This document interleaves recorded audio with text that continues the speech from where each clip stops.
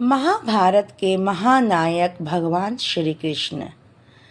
महाभारत धर्म, अर्थ, काम और मोक्ष को प्रदान करने वाला कल्प वृक्ष है।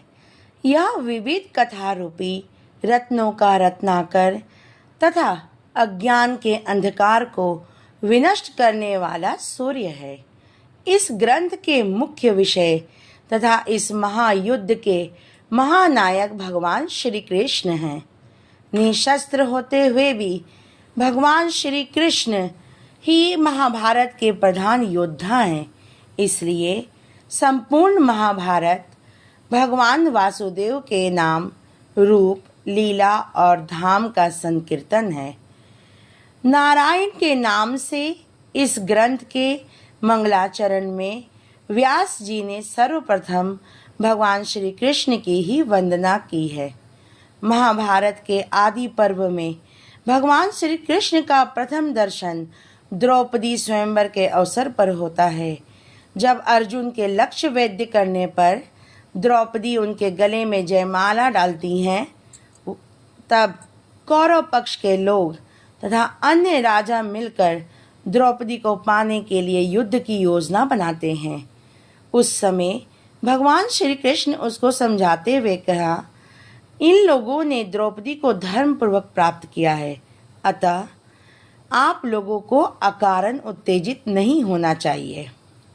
भगवान श्री कृष्ण को धर्म का पक्ष लेते हुए देखकर सभी लोग शांत हो गए और द्रौपदी के साथ पांडव सकुशल अपने निवास पर चले गए। धर्मराज युधिष्ठिर के राजसूय में जब यह प्रश्न उपस्थित हुआ कि यहाँ सर्वप्रथम किसकी पूजा की जाए, तो उस समय महात्मा भीष्म ने कहा कि वासुदेव ही इस विश्व की उत्पत्ति एवं प्रलय स्वरूप हैं और इस चराचर जगत का अस्तित्व उन्हीं से है। वासुदेव ही अव्यक्त प्रकृति, सनातन कर्ता और समस्त प्राणियों के अधीश्वर हैं, अतएव वे ही प्रथम पूजनीय हैं। भीष्म के इस कथन पर चेदी राज शिशुपाल ने श्री कृष्ण की प्रथम पूजा का विरोध करते हुए उनकी कठोर निंदा की और भीष्म पितामह को भी खरी खोटी सुनाई। भगवान श्री कृष्ण धैर्यपूर्वक उसकी कठोर बातों को सहते रहे और जब वह सीमा पार करने लगा तब उन्होंने सुदर्शन चक्र के द्वारा उसका सिर धड़ से अलग कर दिया।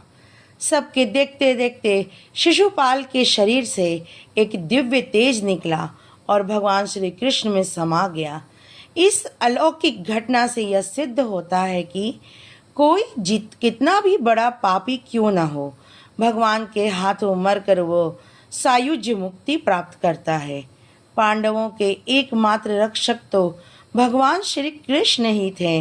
उन्हीं की कृपा से और युक्ति से ही भीमसेन के द्वारा जरासंध मारा गया और युधिष्ठिर का राजसूय संपन्न हुआ।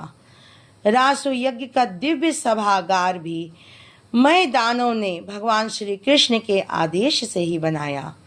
द्यूत से पराजित हुए पांडवों की पत्नी द्रौपदी जब भरी सभा में दुशासन के द्वारा नग्न की जा रही थी, तब उसकी करुणा पुकार सुनकर उस वनमाली ने वस्त्रावतार धारण किया। शाक का एक पत्ता खाकर भक्त भयहारी भगवान ने दुर्वासा के कोप से पांडवों की रक्षा की।